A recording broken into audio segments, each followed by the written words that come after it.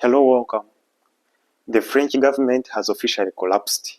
We begin with that breaking news out of France. Prime Minister Sabestien Lucarno has resigned after less than 4 weeks in office, deepening the French political crisis.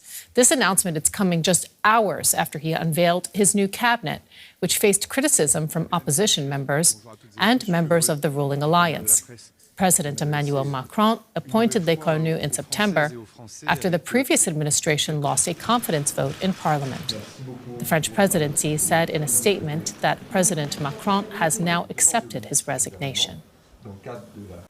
This is the second time in less than 2 months. The current serving Prime Minister has resigned from his duties.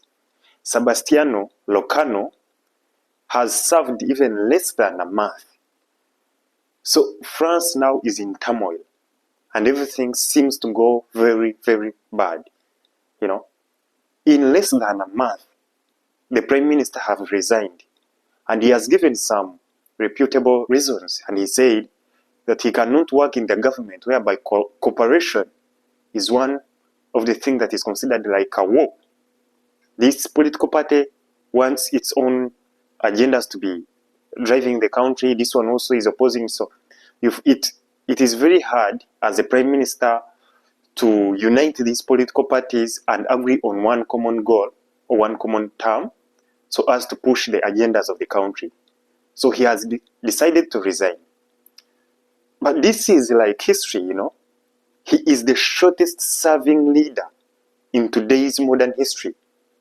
The Prime Minister that was appointed 26 days ago to be resigning. This is crazy, you know. So this shows the status of politics in France. The Emmanuel Macron's regime is waning. It is totally waning.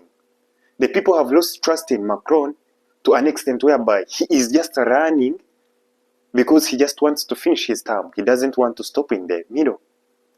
So this is the guy that was accusing Ibrahim Traore of being a dictator or a junta, as they call him, or a putschist, like the way they frame him. So this is the kind of leader who was calling for elections in the AES states. A person who cannot even govern his own country is calling elections in other states.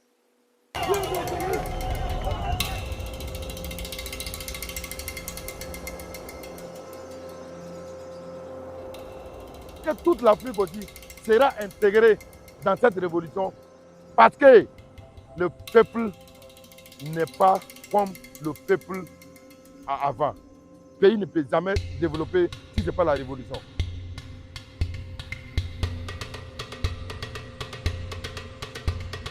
L'impérialisme, l'impérialisme, le colonialisme, le néocolonialisme, les ennemis du peuple, les ennemis du Burkina Faso, les ennemis du Mali, les ennemis du Niger, les ennemis du capitaine Ibrahim Traoré, les ennemis d'Assimi Koïta, les ennemis d'Abdrahman Tiani, les ennemis de l'AES. Crazy, you know.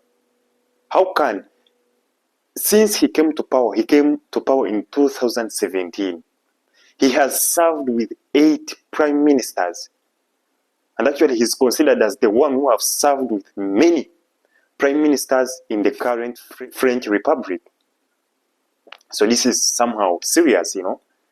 It is so serious to an extent whereby Emmanuel Macron should either resign or dissolve the parliament.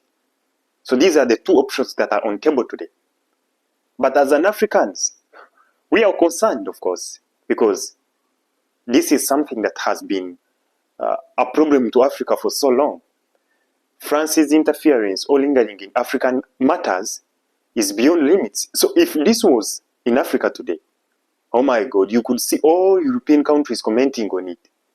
You're cracking down on dissent, you're silencing journalists, or you see, all sorts of things they could say. But for them, no, you don't see their media actually publishing, even the leaders themselves, they don't talk anything about it. So this shows the current status of the politics in Europe today. As of October, the current status of politicians in the whole European continent is against their citizens. To be honest with you, the citizens have resented these kind of politicians who always serve the agendas of corporates at the expense of the ordinary people. So this shows, is Emmanuel Macron or the French government serving the interests of the French people, or the French people are serving the interests of the French government? So we should actually understand who is serving who. The people in recent days, they have been cracked down on people.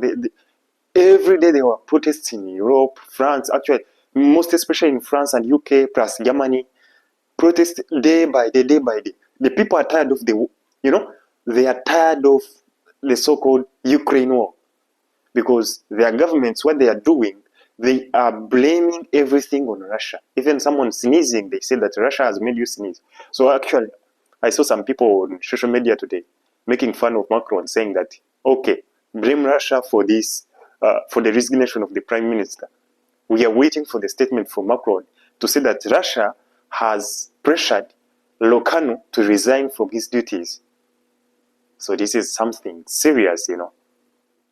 So this is the person here that was pressuring this one. He was saying, please hand over the government to civilians. But today you see his civilians. Can you see? Actually, you get the difference very well. You know? So these are the kind of leaders in Africa today, even in the world at large, that we don't need even in politics. These are self-serving leaders. They just serve themselves. They serve themselves even. They don't care about the well-being of the population. As long as they step into power, then everything is done for them. So this is the kind of leadership we have in the world today. And if we still have this kind of leadership, then expect more and more uprisings, riots, and something that is not good, protest every day. Because you're not serving the people that put you in that place. The people elected you, they trusted you with power. Then you're misusing the power to serve the corporates. So this is something that should be dealt with immediately